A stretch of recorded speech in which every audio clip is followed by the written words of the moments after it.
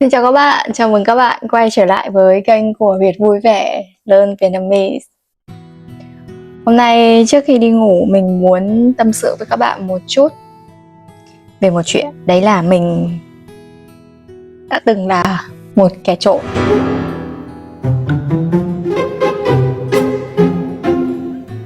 Các bạn không nghe nhầm đâu, mình từng là một kẻ trộm. Câu chuyện này xảy ra khi mình khoảng 10 tuổi. Hồi đó ấy, thì mình thường chơi với một nhóm trẻ con nhà hàng xóm. Có hai bạn rất là thân.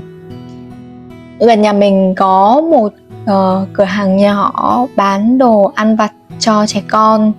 Và chủ cửa hàng đấy là một bà cụ rất nhiều tuổi.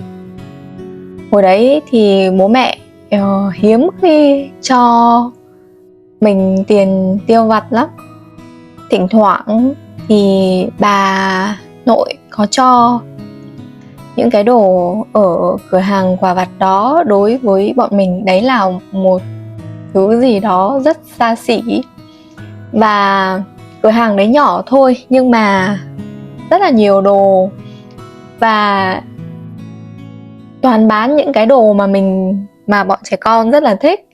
Ví dụ như là bánh kẹo nhiều màu sắc này, hay là in những cái hình hoạt hình mà trẻ con rất là thích.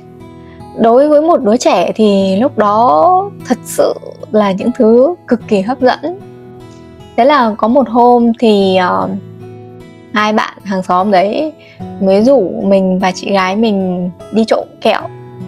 Thì có một kế hoạch, đấy là hai bạn sẽ đứng ở phía sau, còn mình và chị gái mình sẽ đứng ở phía trước gần quầy hàng và hỏi người bán hàng rất là nhiều câu hỏi. Cháu muốn cái này, cháu muốn cái kia, cho cháu xem cái này, cho cháu xem cái kia, để đánh lạc hướng bà cụ ấy. Còn hai bạn ở phía sau thì sẽ thò tay để lấy trộm kẹo từ phía sau khi mà bà cụ không để ý. Đấy thì bọn mình đã thành công. Nhưng mà lúc đấy thật sự là khi mà bạn hàng xóm lấy được ấy thì ôi dồi ôi, tim đập, chân run, và tim nó cứ như thế này, thình. Lúc đó mình bước đi không nổi nữa. Và đó không phải là một lần duy nhất mà bọn mình làm điều xấu. Có một lần nữa, nhưng mà lần này thì bị phát hiện. Đấy là lại bị bạn hàng xóm rủ đi trộm, nhưng mà lần này là trộm hoa quả. Thế là mà trộm cái gì không trộm, lại trộm quả vú sữa ấy, vú sữa xanh ấy. Mà các bạn biết đấy, vú sữa xanh thì không thể ăn được, nó cứng và nó chát. Nói chung là hoàn toàn không thể ăn được.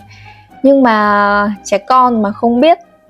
Thế là mình chỉ thấy là có rất nhiều quả ở trên cây, và bạn mình thì nói là ôi vặt đi, vặt tất cả đi.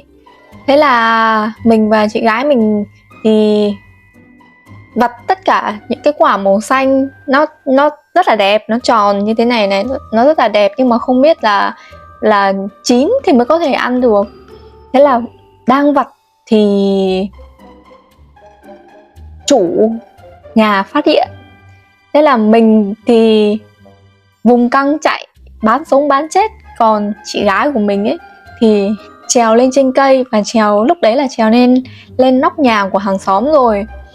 Thế là bọn mình thì chạy, còn chị gái của mình thì vẫn đang ở trên cây và ở trên nóc nhà, bởi vì nếu mà trèo xuống thì sẽ bị bắt. Thế là liều ở trên cây luôn. Bọn mình chạy về trước, lúc đấy là cũng khá là muộn rồi. Thế là cuối cùng phải chờ đến khi hàng xóm ngủ ấy thì chị gái mình mới trèo xuống được. Lần đấy là bị bố mẹ phát hiện.